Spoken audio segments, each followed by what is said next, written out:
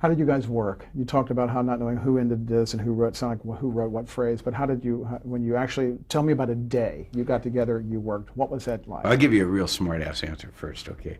Real efficiently. I mean, man, we did so much music, so fast, in the old traditional way. Go to the studio, look at the film, go home, wait a day or day and a half, 2 days, get the cue sheets from the music editor, which described in tenths of seconds the action. You know, scene starts at 00.00, at 4.6 seconds, Rockford drives up in the Firebird. It's 9.8 seconds. The camera cuts. I mean, that's a hard way to write music. You know, to take that piece of paper now and sit down, remember 2 days later what the hell you just looked at. Especially when you're doing as many shows as we did. We were doing. At one point we had 10, 11 shows on the air. That's 10, 11 shows a week. How do you do that? You know, well, we laughed. We started every day laughing our asses off. We ended every day laughing our asses off. We did it because Maybeth Carpenter made the best tuna fish salad on the face of the earth. We did it because Cupid's Hot Dogs in Van Nuys wasn't too far away. We did it because there was a pool hall pretty close, so we both loved to shoot pool, so we'd go up and shoot pool for an hour, go back and write more music. Half the time I'd play, he'd write. Half the time he'd play, I'd write. You both could write music. Absolutely. I can write music faster than I can write English. Now, there used to be, you know, when I was in my 20s and my 30s, a lot of people loved to talk, so they would go, oh, he's just a hummer, you know, he never went to school, he's not from Juilliard, he didn't have any, that bullshit, you know. Yeah, he's just a folk guitar player, you know, baloney. Now, did I come up the legit way? No, I did it with a lot of private lessons, and I did it with a lot of study and a lot of hard work, but, you know, from a legit standpoint, you know, God bless him, I love Pete, but I was 10 times the conductor Pete was. Pete had sat in a lot of orchestras and seen a lot of conducting, but he wasn't near as good as I was. In fact, he'd go out to conduct sometimes, and the guys would all look at me, and I'd go, yeah, let him do it.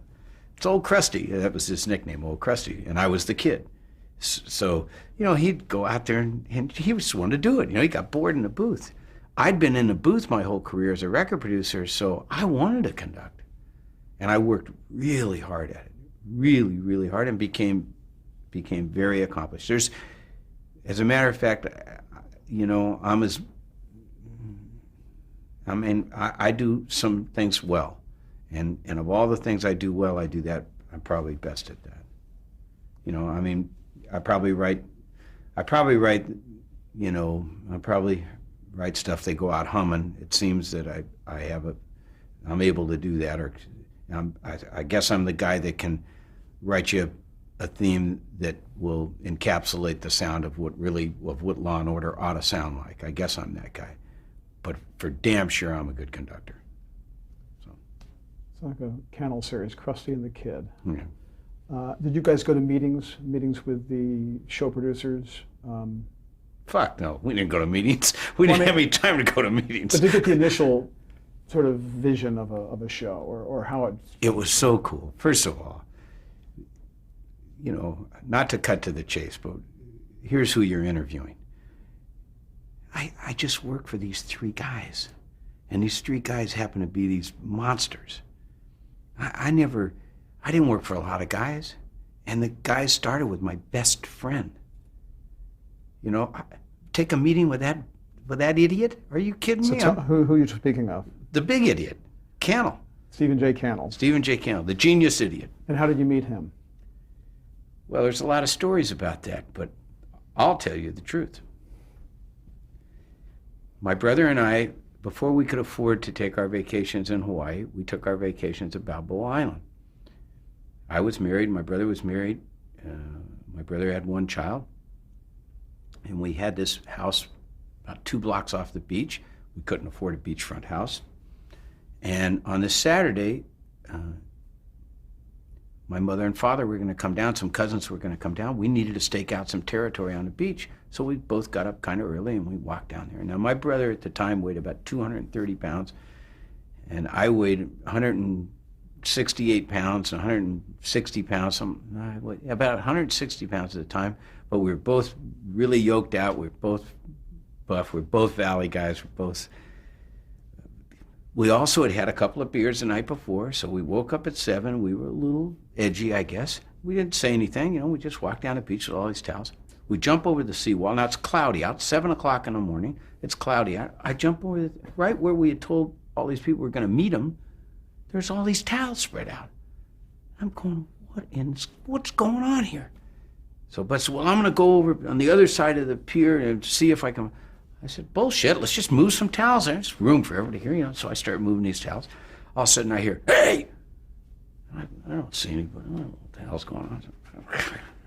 Not talking to me. So I'm moving the towels. And I go, hey, you, quit moving my towels. And I turn around and I look, and there's this great big opulent beachfront house. And there's this guy standing in the doorway smoking his thin little cigar with his iron jaw, and his hair's sprayed. I just don't like this guy right away. Right away, I'm going, oh, man, who is this jerk?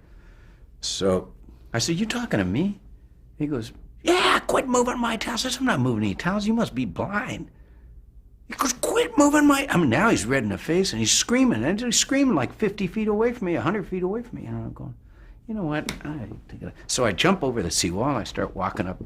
Okay. So I'm figuring, and the closer I get, the bigger this guy gets. I go, oh, shit, okay. But I'm still pissed, and I'm still, like, not backing up, so I'm going to go, okay, I wonder what's going to happen here. So I hear my brother's whistle, and he whistles. He goes, wait, stop. Now he comes running. And when you see this big, blonde, neck like this bull coming at you, it's like, okay. And when my brother says anything, I listen. Stop, don't anybody do anything. So now he paddles up the walkway, and I paddle up. Now I got my big brother with me. I mean, this guy could have a howitzer. It's okay. So he goes up and Bud says, look, he says, how big are you? I says, I'm 6'2". He said, well, he's 5'8". He said, but he's very tenacious. And he said, he's probably going to be okay. He's probably going to get you. He said, but if he doesn't, so I'm going to send you to the hospital. So now what do you want to do? The guy looks at my brother, and I'm sitting there like this, Looks at my brother, he looks at me, looks at my brother, looks at me, and he goes back in the house. So I nod my head, and I go, okay, well, that was pretty easy. So we start walking. It took me about a half a block, and I just start feeling horrible. I go, oh, man, when are you going to grow up? When are you going to stop this? This is, come on, okay, geez. Whole morning I just felt crappy. I told my wife, I dropped the flag on myself. Man, I was a jerk. I was a complete jerk to this guy. Lied to the guy, moved his towels. We go back down. Now he's down there with his family.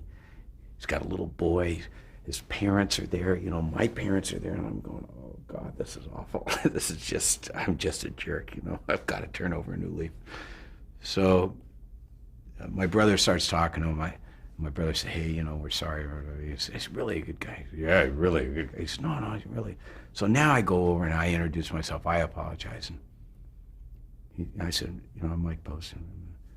He said, what do you do? And I said, well, I produce records. And I said, I'm music director in the Andy Williams Show. And he said, what records? I said, well, First Edition, Classical Gas. Blah, blah. My God, those are my favorite records. I was like, oh, my God, you're so creative. I said, yeah. I said, what do you do? He said, oh, man. He said, I'm trying to be a script writer. He said, but I've never sold anything. I said, well, that's a big-ass house you got there. He said, well, my parents are filthy rich. He said, but I've never made a dime. I said, well, geez. So now we start hanging out every day at the beach. And then we go water skiing, and we go doing all this. And this guy's a hell of an athlete. I mean, this guy can really throw the football. He's just a great athlete. And now it's readily apparent this guy would have sent me to the hospital, and except for my brother being there. And now we get to be really good friends. At the end of the 2 weeks, he says this line to me. I remember this like it was yesterday. He said, if I could ever convince a producer that would buy a script of mine, if I could ever convince a producer, I think your music would be great, behind drama on television or film. I said, hey, Steve, we're friends. I said, I'm not going to do that. Me on TV? I'm in a rock and roll record business. I did the Andy Williams show a little, that bought me a house, but I'm not, man, no way. I'm never doing that. I'm a genius. I'm just a genius, I can just see the future so clearly. And of course, our careers together have been the best thing that ever happened to me. I hope good for him. I know good for him. And the greatest friendship, the greatest collaboration, because this fool, make no mistake, this is a fool we're talking about, that's a genius. This guy makes up stories and writes scripts that are better than anybody. He is the absolute gorilla at that. He can write faster, better, smarter than anybody that was ever born for that medium, for that kind of television. And if you take all of them, all the big guns, you take Wolf or Bochco or Milch or David Chase or any of them, you wake them out of a sound sleep and go, "Are you scared of anybody?" They go, Cannell. I mean, and for him to make those stories up and come and say the weirdest things to me. I said, "Well, what are you thinking about, Steve?" "Well, I'm thinking about the Beach Boys." And then I go, "Oh, I know what he's talking about." So that's why I said what I said about meetings. You don't have meetings with Steve Cannell. You just hang. And he'll just say some genius stuff to you that nobody else would say, that's so smart. And it maybe only be a sentence. And he thinks it's stupid, because he's down deep inside, he's insecure about messing with music. He's like, "Man, I don't know what I'm talking about." But he'll say something about, as a film inventor. He's more than a filmmaker. He's a film inventor. And it'll just go, "Oh, man." And that's what he and Bochco and Wolf have in common. They're all really good at that with me. They're all really smart at that. So my career is really it all sprang from Cannell. I mean, he introduced me to Bochco, and Dick Wolf was writing on Hill Street. So that's the way all this happened, all from Cannell. It's a simple little career. It's just working for these three guys. It's not taking a bunch of meetings. It's not, people say, "Oh, you must be a great businessman because you've made it financially so good." Are you kidding me? I don't have a price. I don't have a minimum. I don't, you want me to do your show? I'll do your show. How much can you pay me? I mean, pay me whatever you can pay me. I don't care. I'm not doing it for the money. The money's great, but I didn't start out doing it for money. I'm not going to end up doing it for money. I'm doing it for music. And the byproduct of that is you want to do an interview with me and somebody wants to really look at this, and I've done a bunch of stuff that's maybe going to last a while, What was the first TV series theme that you wrote? Toma. How did that assignment come to you? Steve Cannell, working with Roy Huggins. And Roy Huggins had used Pete Jolly before that, jazz-oriented guy. This was this street cop, in New York that was sort of the great pretender, the master of disguise, all the rest of that, and a real guy. And Steve said, "Man, we need something really streety. We need my buddy Mike Post." And so he called me and I said, "Well, I don't know how to do it exactly. I don't technically know how to I said, "But I got this really good friend of mine. We shoot pool and we play golf together and we trade information on music. His name's Pete Carpenter." He said, "Well, bring him along."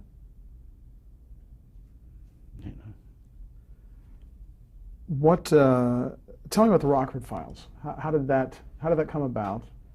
And was that the breakthrough?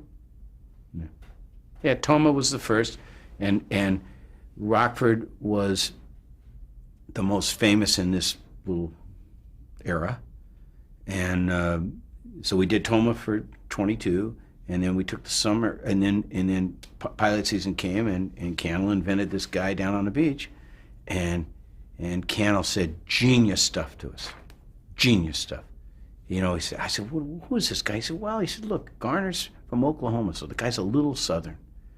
He said, his dad's a trucker, and he's the anti-hero. He's more interested in $200 a day plus expenses than he is in saving a good. Doesn't want to get in a fight. doesn't want to get his ass kicked, you know. So I said, well, okay. And then he said this great word, you know. He said there's something about him that just has his hand on his hip and is wry, just this wry sense of himself. He's laughing at himself. I went, okay, Steve. He goes, what are you going to do? I said, let me think. You know, I came back, you know, I called him, I said, harmonica. He said, oh, great idea. I said, nobody's done a blues harmonica thing on TV. And I said, we're going to do something different. We're going to use dobro. Huh? I said, it's a bluegrass instrument, but it's got this thing to it. It has this sass to it. And I said, we're going to use electric guitar. It's going to be funky. Oh, I don't know about electric guitars. I said, you know, just go back and listen to your Peter, Paul, and Mary records, Candle. Don't give me any trouble, you know. So I don't know about electric guitars. You know, you always want to make it sound like the Allman Brothers. You know, so it's like, you know, I mean, the best guy. So, you know, Pete and I sit down and we okay, now we'll put a little orchestra with it. We'll put a chamber group on steroids with it, you know, like 2 flutes, 2 French horns, 2 trombones. I mean, what a weird little orchestra, you know. That's me and Pete just throwing curveballs. Don't do it the same as everybody else. So, you know, now we're trying to come up with hit licks. I said, look, let's make 1-minute hit records. Let's do that. So we did. And next thing you know, it's a hit record. And Cannell, by the way, Cannell came on the stage and heard it and went, oh, man. And of course, everybody else, you know, I mean, no offense, but the Roy Huggins and the Mita Rosenbergs and all the older folks that are, you know, that are real TV people are going, well, we don't know. What does everybody else think? What does everybody else think? Oh, let's see what the agents think. Let's see what the, you know, can't we test this someplace? You know, no, we're just going to have a genius like Steve Cannell go, yeah, do that. Or could it be a little bluer? Sure, Steve. Here, do that.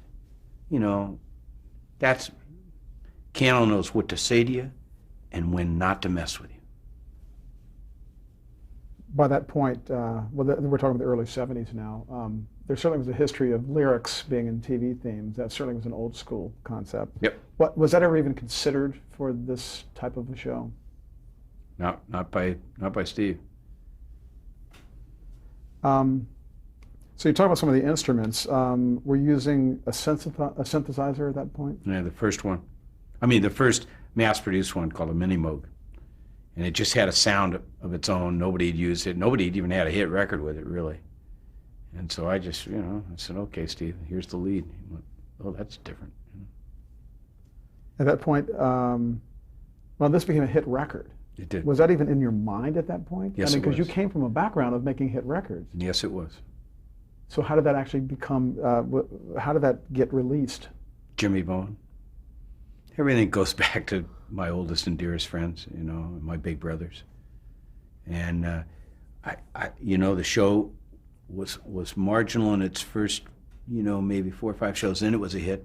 And so I'd let it sit for a year and do really good. And then I went to Bowen, who was president of MGM Records. I said, Bowen, I think I got an instrumental hit here. I'd already had one big instrumental hit on Classical Gas. He said, okay, want to do it as an artist? I said, yeah. Let's put my name on it. I actually went to Pete. I said, Pete, let's have both our names on this. He goes, can't you just see me going on Dick Clark? You know, he's like older than my father. You know, I said, well, you know, hippest, oldest guy I ever met. You know, but he was right. You know, and that was just me peeking out from the curtain. I'm a behind the scenes guy. I don't want to ever get recognized and all. And you know, people in the business, you know who I am. That was plenty of fame. Dolly Parton once told me, she said, you got it better than anybody I know. You got all the good parts and none of the bad parts of being famous. So Rockford opened doors, but you were loyal and a friend of Cannell's. How did he share you? Is that what it was like? I mean, how did Stephen Bochco come into the picture? He had friends. You know, actually the first guy in after Cannell really was Don Belisario because of Baa Baa Black Sheep. And Steve just, you know, Steve's just one of these guys, you know.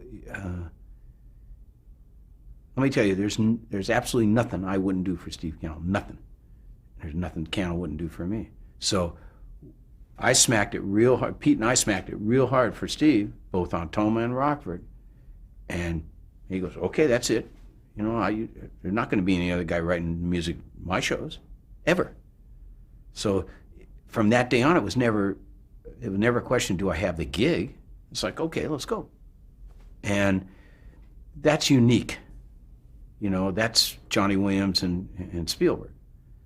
Okay, well, in television, there's me and Cannell, and by some miracle, that transferred from Cannell to Bochco. And then by a, triple miracle, it transfers to Wolf. Who's got that? I don't know anybody. I'm the luckiest guy ever born, So, and all those guys have ever done is treat me really respectfully, have so much fun doing what we do. There's never been any, ever, never. It was just, nobody ever coming and making you feel bad or, Steve Cannell when Steve Cannell left Universal and he went to do his own deficit financing, The Greatest American Hero was the first show. This conversation took place, I swear to God. He called me on the phone, he said, hey. I said, yeah, what's going on? He said, man, I am pissed off. I said, what happened? He said, man, I just look at these pattern budgets on Rockford, and I never really looked at them, because at Universal people do this stuff. And I said, yeah? He said, I looked at these numbers for the music. I said, yeah? He said, this is complete baloney. This is wrong. I said, what are you talking about? He said, man, I'm figuring that your music is a third of the reason that we're a success. It's a third. I said, well, thanks for the compliment, but you're an idiot. It's not a third. Maybe it's somewhat important. You don't know what you're talking about, you fool. I said, all right, your point is? He said, they're robbing you. He said, I'm getting wealthy here and you're getting nothing here. This is baloney. I said, well, Steve, you're wrong. I'm doing fine. I'm a musician. First of all, we're supposed to come in through the kitchen. And we play for you rich folks, and then we leave through the kitchen. I said, just the fact that you treat me nice and that you care about me and that we're friends, shut your mouth. You don't know what you're talking about. He goes, Christ almighty. He says, this is ridiculous. What's the most amount of money I can pay you and not get laughed out of the business? I said, all right. I said, you know what? I'll call you back. Well, make it snappy. Oh, okay. I talk to Pete and I go, what am I doing? How do I do this? I don't want to, for sure. I mean, it's his money. I don't want to rip the guy off ever, So we come up with a figure that's big. And I call him, I said, okay, you can pay me this. What else could I do? I said, well, I know Earl Hagen and I'm friends with him and Pete worked with him. And I said, I guess you could give me half the publishing, like Thomas did with him. He said, what's the publishing? I said, well, I ain't going to educate you, You'll learn pretty soon when you start picking up checks for half the performing rights on the publishing yourself. And it's important, and it'll be important 50 years from now, 75 actually. So he went, okay, that's what we're going to do. I mean, that's how I've been treated. No lawyers, no business affairs, no executives, no meetings. Let's go to Bob's. Okay. Let me tell you about this new story I got. Never even... Bob's Big Boy? Yeah. Okay, for the people who might not know that. Oh, okay. Yeah. So, I mean, that's the way I've been treated. I've been treated the same way by Bochco. I've been treated very well by Dick Wolf. Unfortunately, he works at Universal, which is more of a cookie cutter kind of a business-oriented thing, but he's still treated me great. So.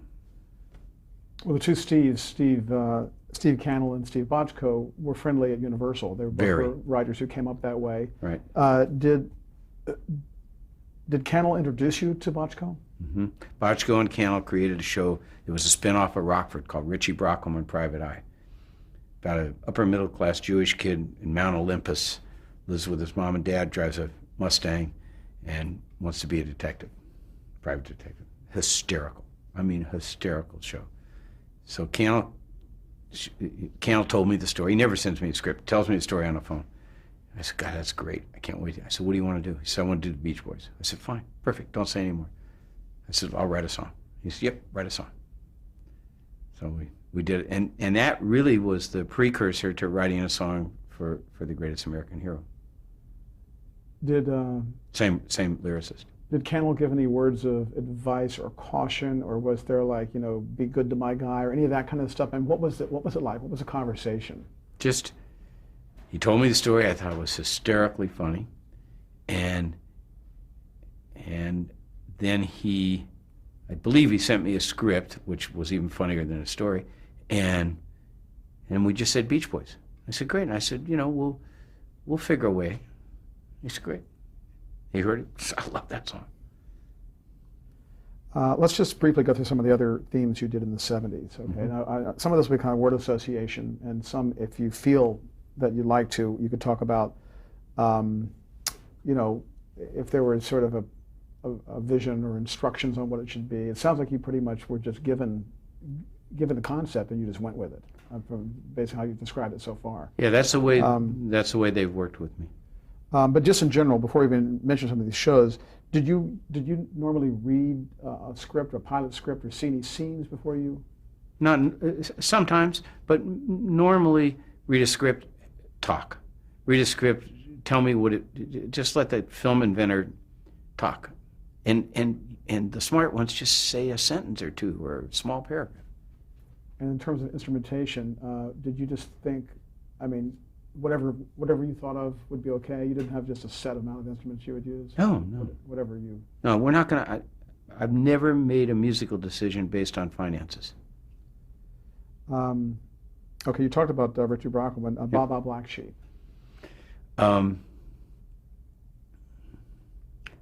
Obviously dictated that it was heroic, military, and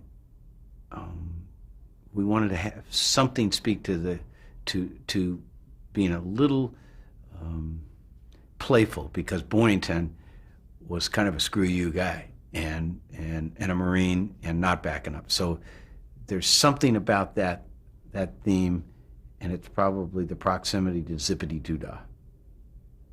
If you sit down and go, it's a little bit like Zippity Doo Dah. That's interesting. On purpose, but Right. Yeah, just a real quick question back to Rockford. Did you do the incidental music in that too? there is no incidental music. Did I do the score? Okay, I knew you were going to say that. Mm-hmm.